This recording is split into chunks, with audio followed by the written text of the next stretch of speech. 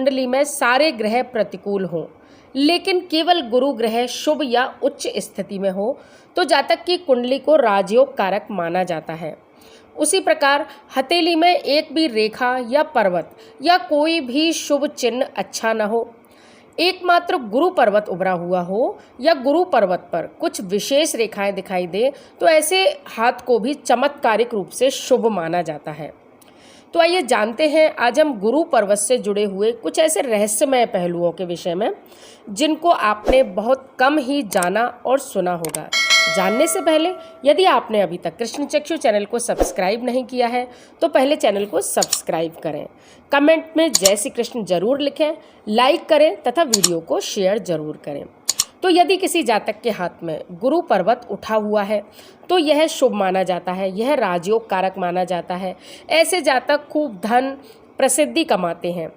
साथ ही क्योंकि यह पर्वत व्यक्ति को धार्मिक भी बनाता है तो व्यक्ति के जीवन में कुछ ना कुछ चमत्कार अवश्य होते रहते हैं, जिनकी बदौलत व्यक्ति अचानक ही सफलता की ऊंचाइयां छू लेता है।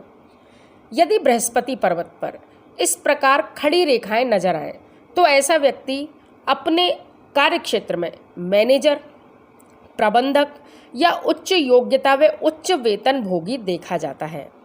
यदि यहीं इसी स्थान पर रेखाएं आड़ी हों तो यह शुभ फल तो देती हैं, लेकिन मध्यम श्रेणी का ही शुभ परिणाम इससे दिखता है। आप इसे यूँ भी कह सकते हैं कि जातक सफल तो होता है लेकिन बहुत सी संघर्ष व असफलताओं को देखने के बाद। गुरु पर्वत पर इस प्रकार स्टार, जिसे हम तारा कह सकते हैं, त्रिकोण, ट्रायंगल जिसे कहा जाता है, या त्रिशूल, तो अगर ये तीन चिन्हों में से कोई भी एक चिन्ह है तो इनके समान ही जो लाभ है वह दिखाई देते हैं। ऐसा जातक अपने कार्यस्थल पर सदैव, पहली बात तो यह है कि वह अधिकारी ही होगा, अधीनस्थ कर्मचारी के रूप में वह काम नहीं करेगा। यदि व्यापारी हैं तो आप ए श्रेणी के व्यापारियों में इनकी गिनती कर सकते हैं। उच्च श्रेणी के व्यापारी ऐसे जातक देखे जाते हैं। एक बात और है कि इस पर्वत का सबसे बड़ा गुण यह है कि यह व्यक्ति को सफलताओं के साथ साथ आध्यात्मिकता भी देता है। ऐसा व्यक्ति ईश्वर से सदैव जुड़ा रहता है। जातक जहाँ भी बॉस होगा वह सबके दिलों पर राज करेगा, क्योंकि ऐसे जातक में विनम्रता भी होगी।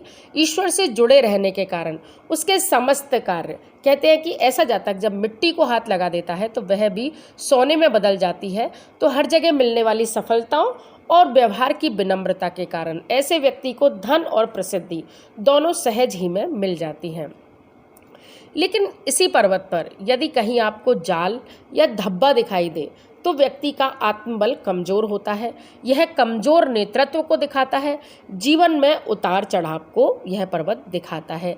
जाल या कोई भी काला धब्बा यदि यहाँ पड़ जाता है तो इसे शुभ नहीं माना गया है। अब तीन सबसे महत्वपूर्ण बातें जो आपको जानना बहुत जरूरी है कि यदि गुरु पर्वत पर इस प्रकार आड़ी रेखाएं दिखाई दें, लेकिन इन रेखाओं में वलय अर्थात गोलाई हो, रिंग जैसी अगर रेखाएं नजर आएं तो ऐसे जातकों का सिक्स्थ सेंस आपको बहुत ही गजब का दिखाई देगा। ऐसे जातकों को दिव्य शक्तियां आकर्षित करती हैं, अर्थात दिव्य शक्तियां ऐसे जातकों के पास होती हैं। इनके मुंह से जो भी बातें निकल जाती हैं वह अक्सर सत्य साबित होती हैं। अच्छी बात यह है कि चूंकि इनकी सोच सकारात्मक होती है, इनका व्यवहार सकारात्मक होता है, तो ये सबके लिए अच्छी शुभ बातें कहते हैं और प्राय वे बातें सही हो जाती हैं। तो लोगों को लगता है कि ऐसा जातक चमत्कारी है, दिव्य शक्तियों का मालिक है। दूसरी बात, यदि मस्तिष्क रेखा से इस प्रकार खड़ी रेखाएं गुरु पर्वत पर आती दिखाई दें तो ऐसे जातक जीवन का संपूर्ण आनंद भोगते हैं। अपने जीवन को खुशनुमा बनाने में ऐसे जातक माहिर होते हैं। ईश्वर, विशेषकर देखा गया है कि भगवान विष्णु, भगवान श्री कृष्ण के ये कृपा पात्र होते हैं। ऐसे जातक को स्वप्न में भगवान के दर्शन होते रहते हैं। समय समय पर भगवान अपनी अनुभूति ऐसे जातकों को करवाते रहते हैं। यदि जीवन रेखा से इस प्रकार खड़ी रेखाएं गुरु पर्वत पर जाएं तो राजनेता, संत, महंत अथवा योगी के रूप में ऐसे जातक प्रतिष्ठित देखे जाते हैं। तो जो गुरु पर्वत है वह अत्यंत ही चमत्कारिक माना गया है। लेकिन कुछ चीज़ें गुरु पर्वत से जुड़ी हुई, जैसे मैंने आपको बताया कि जाल या धब्बा नहीं होना चाहिए। एक चीज़ और है कि गुरु पर्वत का अत्यधिक उठा हुआ होना शास्त्रों में शुभ नहीं माना गया है।